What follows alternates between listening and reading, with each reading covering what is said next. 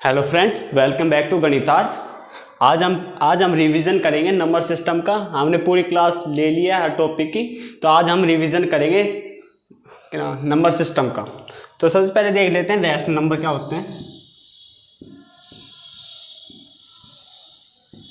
Rational number क्या होते हैं? रैशनल नंबर होते हैं पी बाई क्यू की फॉर्म में होते हैं, ठीक है। और q does not equals to zero, तो ये पी बाई क्यू की फॉर्म में होते हैं और q does not equals to zero. अगर कोई हमें इंटीजर्स देते, कुछ भी इंटीजर्स देते 4, क्या ये रैशनल नंबर है? हाँ, ये रैशनल नंबर है। -4/1 ये अपना हमें p बाई क्यू की फॉर्म में आ गया है। p कितना हो गया? -4 हो गया, q 1 हो गया, तो ये -4 ही होता है। वैसे अगर डिवाइड बाई 1 करते हैं तो -4 ही होता है। तो हमें ये p बाई क्यू की फॉर्म में मिल गया, तो ये क्या हो गया? रैशनल नंबर हो गया, ठीक है। इसको Q से डिनोट करते हैं, कैपिटल से। अब हम पढ़ते हैं सेकंड, इरेशनल नंबर।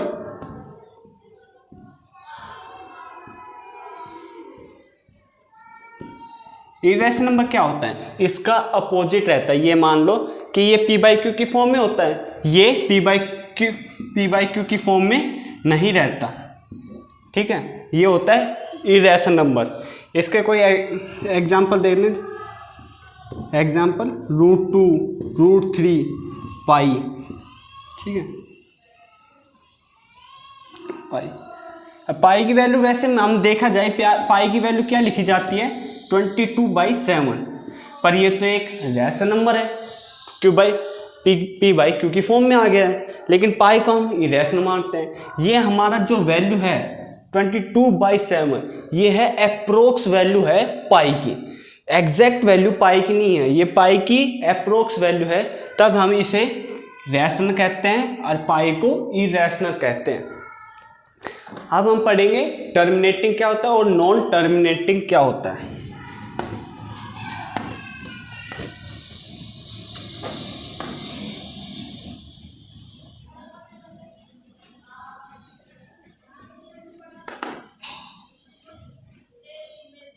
अब आता है टर्मिनेटिंग।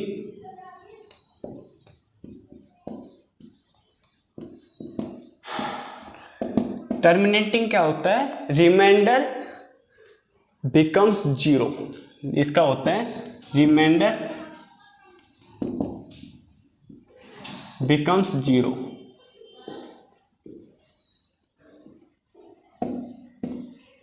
इसका मतलब क्या होता है? रिमाइंडर जीरो आ जाए, लेकिन कब जीरो आ जाए? सर देखो, अगर हम 1 को 8 से डिवाइड कर दें तो क्या आता है? पॉइंट लग जाएगा, तो 10 हो जाएगा, 8 माइनस होगा 2, 0, तो 16, 8 2 16, -4, 0, 8 5 40।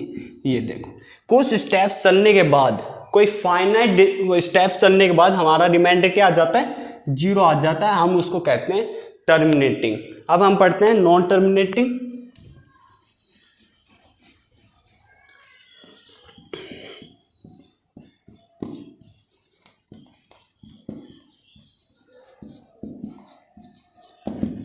इसमें क्या होता है? ये टर्मिनेटिंग में क्या है? Reminder becomes zero.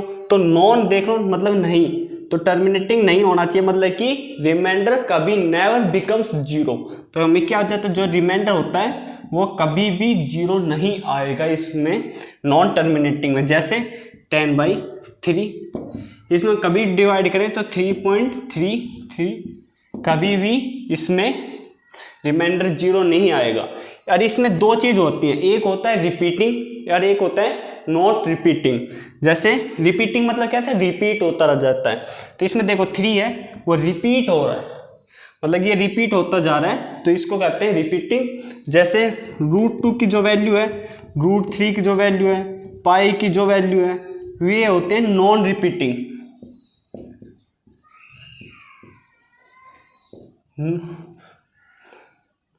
Non repeatable. तो इनकी क्या होती है? इनकी वैल्यू रिपीट नहीं होती। जो इसकी एग्जैक्ट वैल्यू है वो रिपीट नहीं होगी, डिफरेंस होगी, अलग अलग होगी। जैसे, तो हमें रैशनल नंबर में क्या होता है? रैशनल नंबर में होता है, एक तो होता है टर्मिनेटिंग होना चाहिए, ठीक है, और नॉन, एक होता है, दूसरा होता है नॉन टर्मिनेटिंग होना चाहिए बट रिपीटेबल होना चाहिए उसमें, बट रिपीटेबल। क्या होना चाहिए? रिपीटेबल होना चाहिए। कि रैश नंबर में क्या होना चाहिए? टर्मिनेटिंग होना चाहिए, कोई फाइनाइट नंबर के बाद हमारा रिमाइंडर 0 आ जाए, और नॉन टर्मिनेटिंग होना चाहिए लेकिन वो रिपीटेबल होना चाहिए, कि वो रिपीट होता रहे, हम उसको कहेंगे रैश नंबर। और इस रैश नंबर में नॉन टर्मिनेटिंग होगा लेकिन रिपीटेबल नहीं होना चाहिए, non terminating but not repeatable भी होना चाहिए, उसको कहेंगे हम इरेशनल नंबर। ठीक है, ये होता है हमारा टर्मिनेटिंग और नॉन टर्मिनेटिंग। अब हम कुछ आइडेंटिटी पढ़ लेते हैं, जैसे √2 है, सॉरी कोई √a है और √b है, तो हम उसको क्या लिख देंगे? √ab कर देंगे। ठीक है, और क्या है? अगर √a है, अगर √b है तो हम उसको कैसे लिख देंगे? √a/b। ठीक है, ये ध्यान रखना। और क्या कह रहे हैं? अब आते हैं फॉर्मूला। अगर √a प्लस √b और √a - √b, तो हम उसको क्या लिख देंगे? a - b। तो ये तो हमारा वो फॉर्मूला है। अगर a प्लस बी हो मल्टीप्लाई a - b हो तो हम उसको क्या करते हैं? a² - b²। a² करेंगे तो हमारा √a, इसका स्क्वायर करेंगे तो a आ जाएगा, और √b है तो उसको स्क्वायर करेंगे तो b आ जाएगा। तो हमारा ये फॉर्मूला आ जाएगा √a - b। एक होता है √a plus √b multiply √c plus √d। तो हम इसको कैसे लिख देंगे? √ac plus √ad plus √bc plus √bd। तो हमारी ये क्या हो जाएगा? जो रूट है एक बार इससे मल्टीप्लाई होगा, एक बार इससे होगा, √b का एक बार √c से मल्टीप्लाई होगा, एक बार √d से मल्टीप्लाई होगा। ये कुछ आइडेंटिटी है, ध्यान रखना। हम कुछ law of exponent of real number के पढ़ लेते हैं। तो चलिए, मैं रियल नंबर क्या होता है? रियल नंबर क्या होता है? कलेक्शन ऑफ रैशनल नंबर क्यों और प्लस इरेशनल नंबर। ये होता है कलेक्शन किसका होना चाहिए? रैशनल नंबर का, और इरेशनल नंबर का हम कलेक्शन करते हैं तो हम उसे रियल नंबर कहते हैं। ठीक है, आई रियल नंबर को डिनोट करता है। ठीक है, ये ध्यान रखना। अब कुछ लॉ पढ़ लेते हैं एक्सपोनेंट के।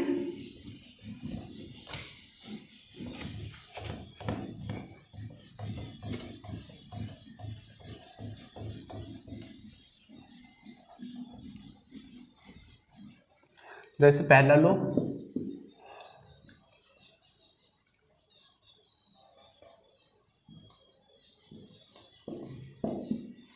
अगर हमारा 1 की पावर m है मल्टीप्लाई में 1 की पावर n है, जैसे हमारा बेस तो सेम है लेकिन हमारा इसका एक्सपोनेंट है, ये हमारा डिफरेंस है, अलग अलग है। तो हम उसको कैसे लिखेंगे? अगर हम बेस सेम है तो सेम लिख देंगे बेस को, और जो हमारा एक्सपोनेंट है उनको ऐड कर देंगे। ठीक है, ये हमारा हो जाएगा कि 1 की पावर m है मल्टीप्लाई 1 की पावर n है, तो हम इसको कैसे लिखते हैं? 1 की पावर, इन दोनों की पावर ऐड हो जाएगी, m प्लस n हो जाएगी। हाँ, सेकंड देखो, अगर हमारी इसमें तो बेस सेम था, अगर हमारा बेस डिफरेंस हो जाए और पावर क्या हो जाए? सेम हो जाए, तो हम क्या लिखेंगे? जैसे 1 की पावर m मल्टीप्लाई b की पावर m, तो हम इसको कैसे लिख देंगे? a मल्टीप्लाई b उसकी पावर m। तो ये हमारा हो जाएगा। ठीक है, अब थर्ड देखते हैं। अगर 1 की पावर m हो और उसकी पावर n हो तो हमें कैसे लिखना है? ये ध्यान रखें, 1 की पावर m इंटू n। अगर 1 की पावर m हो मल्टीप्लाई में मतलब उसकी पावर n हो तो हमें 1 की पावर m इंटू n हो जाएगा। तो ये ध्यान रखना है। फोर्थ ध्यान बताओ, ए की पावर m हो, अगर ए की पावर n हो, डिवाइड में हो, बेस सेम हो, पावर डिफरेंस हो, डिवाइड में हो, तो हमें क्या लिखेगा, ए की पावर m माइनस n। ठीक है, ये हो जाएगा। लेकिन m क्या होना चाहिए, बड़ा होना चाहिए n से। ठीक है, ये ध्यान रखना। अगर क्या हो, n बड़ा हो जाए m से, तो ये हमारी पावर, अगर ये बड़ा हो गया तो माइनस की वैल्यू बड़ी हो जाएगी, बड़ी हो जाएगी तो एक की पावर माइनस में आ जाएगी। तो हमारे देखो एक चीज़ है, अगर एक की पावर माइनस कुछ हो, x हो, तो वो क्या हो जाता है, 1/एक की पावर x। ठीक है, 1 में एक की पावर x हो जाएगी। जैसे कोई भी क्वेश्चन ले लेते हैं, ए की पावर 4 है, ए की पावर, इसकी 2 की पावर 4 है, 2 की पावर 2 है, तो क्या हो जाएगा, सॉरी 2 लेते हैं, n बड़ा करना है ना हमें, n बड़ा होना चाहिए, तो इसकी क्या हो जाएगा, 2 की पावर 2 माइनस 4, तो क्या हो जाता है 2 की पावर माइनस 2। हम इसको कैसे लिख देंगे, 1/2 की पावर 2, ये हमारा हो जाएगा।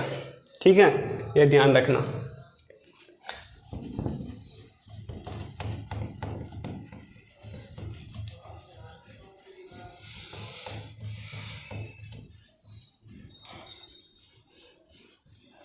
अब हम कुछ रूट्स के देखते हैं, रूट्स के लॉ। अगर रूट ए हो तो उसको क्या लिखेंगे, अगर रूट ए हो तो हम उसको लिखेंगे ए की पावर हाफ। ये हमें ध्यान रखना, अगर रूट ए हो तो ए की पावर हाफ हो। अगर कोई क्वेश्चन देते हैं, जैसे कोई एग्जाम्पल कोई क्वेश्चन दे दिया 2 की पावर 3/2, तो हम इसको कैसे लिखेंगे। अब इसको देखो, 2 का क्या लिख देंगे, 1/2 इंटू 3, तो ये हो गया। 2 का हम क्या लिख देंगे, रूट, मतलब 2 की पावर क्या है, 1/2 इंटू 3, तो 1/2 का क्या होगा, इसका रूट लग जाएगा, सॉरी, और इसकी पावर कितनी हो जाएगी, 3। ठीक है, तो इसको कैसे लिखेंगे, 1/2 की पावर 3, इसको हम ऐसे लिख देंगे। अगर देखो, अगर ये हो 2 की पावर 2/3 हो, तो हम उसको कैसे लिखेंगे। अब देखो इसमें क्या होता है, ये होता है स्क्वायर रूट। अब ये इधर आ गया, क्यूब का आ गया, तो हम इसको क्या कर देंगे, हम क्यूब कर देंगे, इधर 2 कर देंगे, इधर क्यूब कर देंगे। इसका सॉरी एक स्टेप कर देता हूँ, 2 की पावर 1/3 इंटू 2, तो हम इसको क्या करते हैं, क्यूब रूट कर देंगे, और इसकी पावर कितनी हो जाएगी, 2, तो इसको क्या आ जाएंगे 3, 2 की पावर 2, ये 3 है, ये इसके रूट के ऊपर है इधर, तो इसका मतलब क्या हो जाता है, ये क्यूब रूट है। ठीक है, बस ये पूरा नंबर सिस्टम में यही है। ठीक है, क्वेश्चंस कर लेना। अगर हमारी वीडियो अच्छी लगे तो एक लाइक ज़रूर दें। धन्यवाद।